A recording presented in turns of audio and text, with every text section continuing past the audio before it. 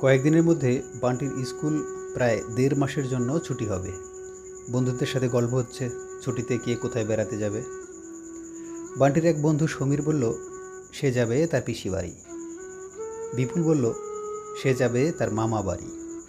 আরেকজন বলল সেও যাবে তার মামা বাড়ি। বান্টি কিছুই বলল না, কারণ তার যাওয়ার মতো কোনো জায়গা নেই। মামারা দেশভাগের পরপরেই ওপারে পাড়ি দিয়েছে সপরিবারে। ওর কোনো পিসিও নেই যে তাদের বাড়িতে গিয়ে দুদিন থাকবে। তবুও বান্টি হাসি খুশি সবার সাথে আড্ডা দিয়ে বাড়ি ফিরল। বাড়ি গিয়ে মা, বাবা, ভাই, বোনদের সাথে বেশ জমিয়ে আড্ডা হলো। তারপর মা যখন রান্নাঘরে ঢুকলো, মায়ের পিছু পিছু সেও রান্নাঘরে গিয়ে মায়ের পাশে চুপটি করে বসলো। মা কিছু একটা আন্দাজ করতে পেরে জিজ্ঞেস করলো, কিরে, কিছু বলবি? বান্টি বলল, আচ্ছা মা, আমাদের কোথাও বেড়াতে যাওয়ার জায়গা নেই কেন? মা বলল, নেই কে বলল? কত জায়গা আছে, তুই কোথায় যেতে চাস বল?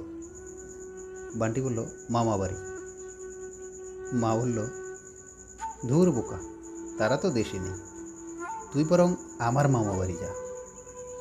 বান্টি বলল, না, আমার সেখানে ভালো লাগে না, ওখানে গিয়ে আবার চলে আসতে হয়, খেলাধুলা করার মতো কেউ নেই।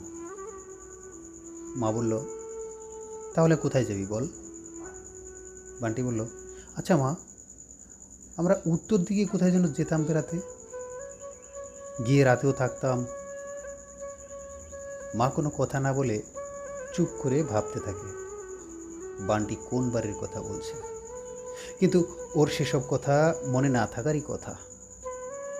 অনেক দিন তো হয়ে গেল, তাদের সাথে কোনো যোগাযোগ নেই। মাকে চুপ থাকতে দেখে বান্টি আবার জিজ্ঞেস করলো, মা, কোথায় যেতাম? মা আস্তে আস্তে বলল, মনিয়াদের বাড়িতে। বান্টি বলল, এখন আর কেন যাই না? মা বলল, এমনিতেই যাই না, বাবা দোকানের কাজে ব্যস্ত থাকে, আমি তোদেরকে নিয়ে ব্যস্ত থাকি, তোরা স্কুলে যাস, এসব কারণে আর সময় হয়ে ওঠে না। বান্টির মনে খটকা থেকে যায়। সে বলে, আগে তো যেতাম, তখন তো সময় হতো। চলো না মা, একদিন যাই। মা বলে, খেলতে যাবি না আজকে? বান্টি ভুলেই গেছে খেলার কথা। মায়ের কাছ থেকে এক দৌড়। মায়ের কাছ থেকে বান্টি চলে আসার পরে রাস্তা পর্যন্ত পৌঁছাতে পারল না, তার আগেই কিছু কথা মনে পড়ে গেল ওর। একটা গাছের নিচে বসে পড়ল বান্টি। বসে ভাবতে লাগলো ছোটবেলার কথা। ভাঙা ভাঙা কিছু স্মৃতি ভেসে উঠতে লাগলো বান্টির চোখের সামনে। ওর মনটা ভারী হয়ে উঠল। পুকুর পাড় থেকে বান্টি ফিরে তার ফুটবলটা নিয়ে একা একা বাড়ির আঙিনায় খেলতে লাগলো। হঠাৎ রাস্তার দিকে চোখ পড়তেই দেখলো একজন বুড়ো লোক সাদা পাঞ্জাবি পরে তাদের ঘরের দিকে আসছে। কাছে আসতেই বান্টি তাকে চিনতে পারল, দাদু। সে দাদুকে দেখে দাদুর দিকে দৌড়ে গিয়ে দাদুকে জড়িয়ে ধরল এবং বলল, দাদু কেমন আছো? জিজ্ঞেস করতেই দাদুও তাকে জড়িয়ে ধরে জিজ্ঞেস করলেন, তুই বান্টি না? বান্টি বলল, হ্যাঁ দাদু। দাদু বললেন, কত বড় হয়ে গেছিস রে দাদু, বলেই বান্টির কপালে চুমু খেলেন। বান্টি বলল, চলেন ঘরে চলেন। দাদুকে নিয়ে বান্টি ঘরে আসতেই ছোট দুই ভাই বোনও যোগ দিল ওদের সাথে। তারপর মাও চলে আসলো। দাদু মায়ের সাথে বসে বান্টি সেই সব পুরনো দিনের কথা শুনতে লাগলো। খাওয়া দাওয়া শেষে দাদু মাকে বললেন, চল মা আমার লগে, তোকে নিতে আইসি।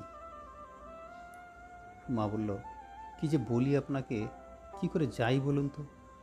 সেদিনের কথাগুলো কিছুতেই ভুলতে পারছি না।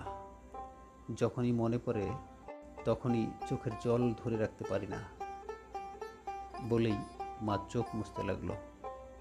দাদু বললেন, দেখ মা, আমি আইছি, এবার তো রাগ দুঃখ সব ভুইলা যা, চল আমার লগে।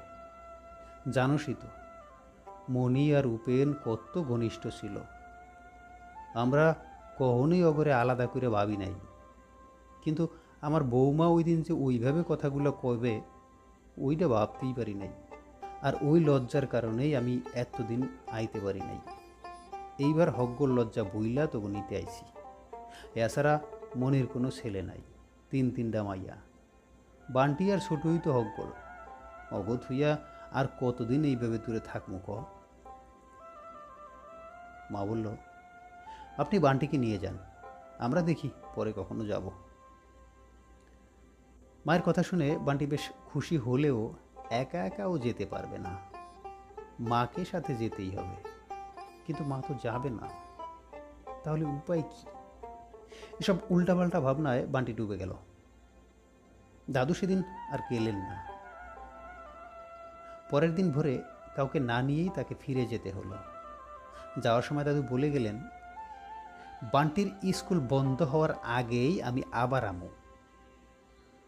সেই দিন কিন্তু আমি তোকে লইয়াই যাবো, তখন কিন্তু আমার আটকাইতে পারবি না কইলাম।